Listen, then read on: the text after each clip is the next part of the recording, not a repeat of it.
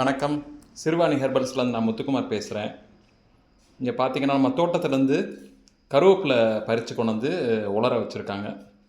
இது நாங்கள் மேக்ஸிமம் வெயிலில் போடாமல் கொஞ்ச நேரம் மட்டும் கொஞ்சம் ஒரு 2 மணி நேரம் அந்த மாதிரி மட்டும் வெயிலில் போட்டுட்டு திரும்ப எடுத்து வச்சுருவோம். முடிஞ்சளவு நிழல் காய்ச்சல் காய வச்சோம் அப்படின்னா அந்த சத்து அப்படியே முழுசாக கிடைக்கும் அப்படிங்கிறாங்க.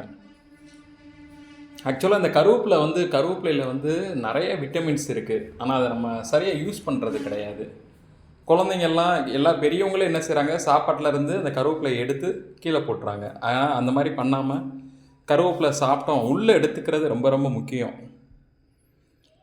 குழந்தைங்களுக்கு நாங்கள் வீட்டில் என்ன செய்வோம் அப்படின்னா, அந்த கருவேப்பிலையை பொடியாக அரைச்சி வச்சுக்கிடுவாங்க. எங்கள் வீட்டுக்காரம்மா அரைச்சி வச்சுட்டு இப்போ ஏதோ எந்த சட்னியோ இல்லை இட்லி பொடி எது செஞ்சாலும் சரி அதில் ஒரு ஸ்பூனை மிக்ஸ் பண்ணிடுவாங்க. அந்த மாதிரி செய்கிறப்ப பார்த்தீங்கன்னா குழந்தைங்க சாப்பிட்றாங்க. இதில் அந்த விட்டமின்ஸ் எல்லாரும் மினரல்ஸ் எல்லாமே அவங்களுக்கு கிடச்சிருது.